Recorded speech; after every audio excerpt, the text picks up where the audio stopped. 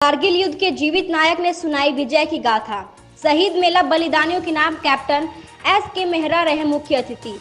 जी हां, बड़ी खबर आजमगढ़ सगड़ी तहसील क्षेत्र के कारगिल शहीद राम समोज यादव की स्मृति में प्रतिवर्ष आयोजित होने वाला शहीद मेला इस वर्ष भी बड़े धूमधाम और श्रद्धा के साथ मनाया गया। आयोजन स्थल शहीद पार्क नथुपुर देशभक्ति के नारों और शहीदों की जयकारों से गूंज उठा। इस अवसर पर कारगिल युद्ध के जीवित नायक एवं कुमायूं रेजिमेंट के वीर कप्तान के.एस. मेहरा मुख्य अतिथि के रूप में उपस्थित रहे। कप्तान मेहरा ने शहीदों को नमन करते हुए पुष्प अर्पित किया और कारगिल युद्ध के अपने अनुभव साझे किए। उन्होंने विस्तार से बताया कि किस तरह सियाचिन की सबसे ऊंची चोटी पर दुश्मनों के कब्जे छुड़ाने के लिए 15 अगस्त को आदेश मिला। कारगिल युद्ध की तुर्की चोटी समुद्र तल के करीब 18 फीट ऊंचाई पर स्थित है, जहां चारों ओर सिर्फ पत्थर ही पत्थर है और मौसम बेहद कठिन है। उन्होंने बताया कि 60 जवानों की टोली को लेकर 20 से 27 अगस्त तक तैयारी की गई। इस दौरान लगातार फायरिंग होती रही और भारतीय जवान दुश्मनों के करीब जाकर जमकर मुकाबला करते रहे। इसी बीच 28 और 29 अगस्त को तेज बारिश के कारण अभियान एक दिन के लिए रोकना पड़ा, लेकिन 29 और 30 अगस्त की रात को मात्र 7 घंटे में 1.5 किलोमीटर का दुर्गम रास्ता तय कर जवान दुश्मनों की स्थिति तक पहुंच गए। इसी अभियान के दौरान अखिल श्रीवास्तव की पहली टोली ने शामिल शहीद राम समोज यादव और 5 अन्य वीर जवानों ने अहम साहस दिखाते हुए दुश्मनों के छक्के छुड़ा दिए। देश की रक्षा में इन वीर सपूतों ने अपने प्राणों की आहुति दी, लेकिन दुश्मनों से चोटी वापस छीन ली। इसके बाद अगले 5 दिनों तक भीषण लड़ाई चली। कप्तान मेहरा ने आगे बताया कि 3 सितंबर को दुश्मनों ने दोबारा चोटी पर कब्जा करने का प्रयास किया, लेकिन भारतीय जवानों ने उसे असफल कर दिया। इस भीषण संघर्ष में 9 जवान शहीद हुए और 12 जवान गंभीर रूप से घायल हो गए, जिसमें वे स्वयं भी शामिल रहे। अपने संबोधन में कप्तान मेहरा ने भावुक होते हुए कहा कि शहादत पर यहाँ के परिजन रोते नहीं बल्कि गर्व करते हैं। यही शहीद मेला उनकी याद को जीवित रखता है और आने वाली पीढ़ियों को प्रेरणा देता है। शहीद मेले में पूर्वांचल सहित पूरे प्रदेश के शहीदों के परिजन बड़ी संख्या में शामिल हुए। इस अवसर पर उन्हें सम्मानित किया गया और उनके बलिदान पर गर्व कर व्यक्त किया गया। समारोह देशभक्ति की भावना और बलिदानियों के सम्मान में समर्पित रहा। प्रतिवर्ष के बाद इस वर्ष भी शहीद मेला का आयोजन किया गया। 26वां शहीद मेला है। इस मेले के माध्यम से क्या संदेश देते हैं आप? देखिए, मेरा जो मूल संदेश जो उद्देश्य होता है कि मतलब शहीदों का सम्मान होना चाहिए। मैं करीब 25-30 शहीद परिवारों का सम्मान किया हूँ और मैं ये सम्मान मैं सोचता हूँ देश के हमारे एक नागरिक को करना चाहिए, क्योंकि देश शहीद से बड़ा कोई चीज़ नहीं हो सकता।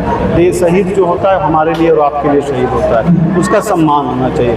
मैं इस कार्यक्रम से सिर्फ शहीदों का सम्मान करके एक संदेश देना चाहता हूँ। इसी तरीके से सभी पूरे देश के जितने भी शहीद हैं सबका सम्मान होना चाहिए। लगभग कितने परिवारों को आज करीब 30 शहीद परिवार को सम्मान किया गया, जिसमें 2 परमवीर चक्र विजेता के भी परिवार थे, जिसमें विक्रम बत्रा जी के पिताजी थे गिरधारीलाल बत्रा जी और कैप्टन मनोज पांडे परमवीर चक्र विजेता की बहन भी थी और अंशुमान सिंह कीर्ति चक्र के पिता रविशंकर जी थे। पूर्वांचल के लगभग 25 से 30 से 35 शहीद परिवार आए थे, इनको आज सम्मानित किया गया। शहीद मेले में कितना सफल रहा है? ये कार्यक्रम आप तो देख रहे हैं, आप लोगों के सहयोग से और क्षेत्रवासियों को देशवासियों के सहयोग से सभी लोगों के सहयोग से ये कार्यक्रम अभी तक बहुत बढ़िया तरीके से सफल हुआ, बहुत बढ़िया तरीके से चल भी रहा है। लगभग कितने लोग आए? करीब 4 से 5 हज़ार लोगों की उम्मीद है आने की, आए हुए हैं। तो लगभग 4-5 हज़ार।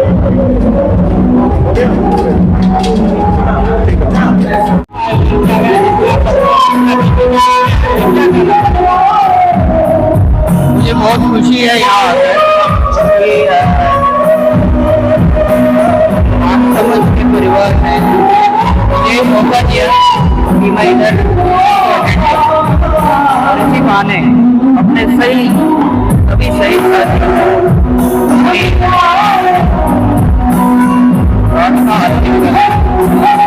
मौका है याद करने का।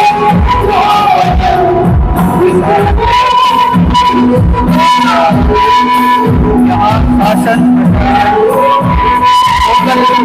जितने भी लोग हैं बहुत खुशी इस मेले में शामिल होने आए हैं, तो एक बहुत अच्छी बात है कि वो अपने शहीदों को याद कर रहे हैं, को याद कर रहे हैं।